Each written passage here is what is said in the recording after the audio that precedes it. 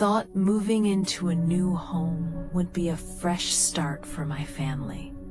My husband, Roger, and I, along with our 5 daughters, were eager for this change, believing a big old farmhouse in Rhode Island would be our haven. The house was beautiful, but old, with creaking floorboards, drafty windows, and an air that seemed almost heavy. From the very first night, I felt an unshakable unease, like someone or something was watching us.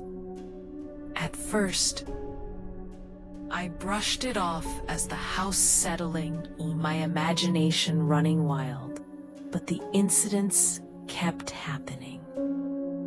Doors slammed on their own.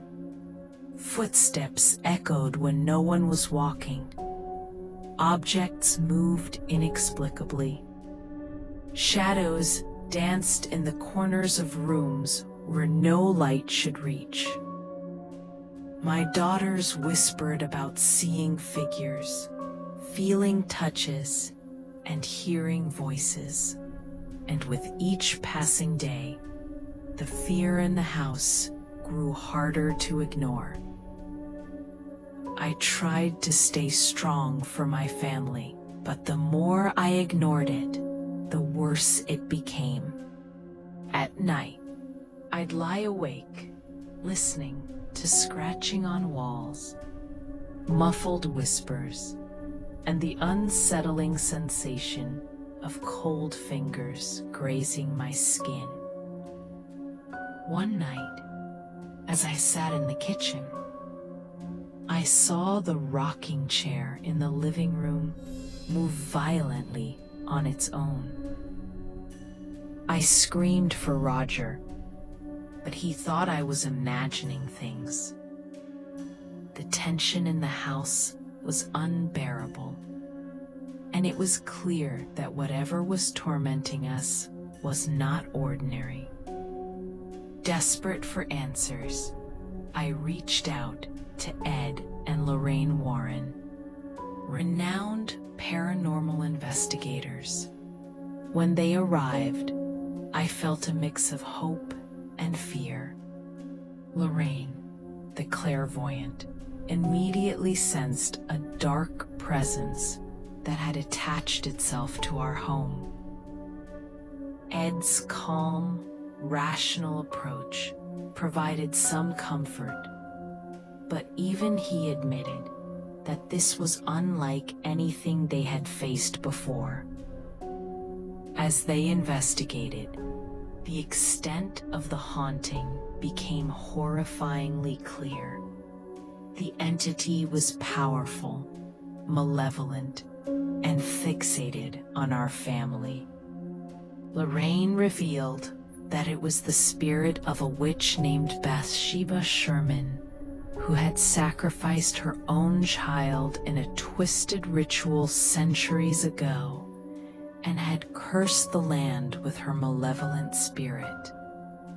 Bathsheba's hatred and anger had lingered, feeding off fear and tormenting anyone who dared occupy her former home.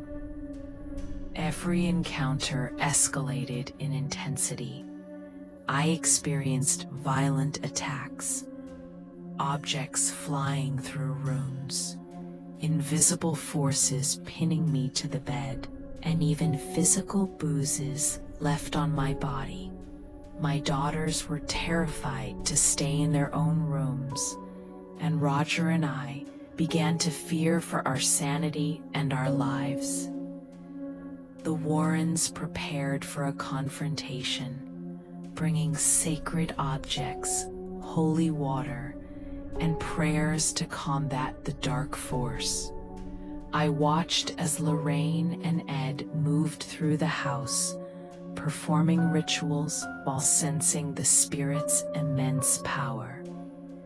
The entity lashed out with fury, throwing objects, creating shadows that seemed alive, and whispering threats that chilled me to the bone. Then came the most terrifying moment. I became the target. Bathsheba's spirit possessed me, bending my body in unnatural ways and speaking in a voice that was not my own. I screamed, shouted, and fought, feeling a darkness take hold that I had never imagined. It was a battle for my very soul. Through relentless faith, courage, and guidance from the Warrens, the exorcism reached its climax. The ritual was intense and terrifying, with the spirit resisting every attempt to drive it out. But slowly, gradually, the oppressive darkness lifted.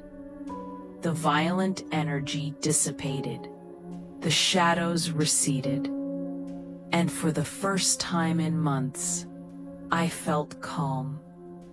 I collapsed, exhausted but free. The house, once heavy with malevolence, finally felt like home again. We were safe, though forever changed by the ordeal. I had witnessed the unthinkable, faced fear beyond comprehension, and survived. The experience taught me that evil can exist in this world, but so can courage, faith, and resilience. Even now, I remember the darkness that once consumed our home, the fear that gripped my family, and the moments when survival seemed impossible. But I also remember the hope, the bravery of my husband, the unwavering faith of Lorraine and Ed, and the strength I discovered within myself. Sometimes, the darkest forces are closer than we think, and the only thing standing between despair and survival is belief, courage, and the determination to fight back. We emerged from that house forever changed, but stronger, wiser, and more united than ever. And though the memory of that haunting lingers, it serves as a reminder: fear is real, evil exists, but hope, love, and faith can triumph over even the most terrifying darkness.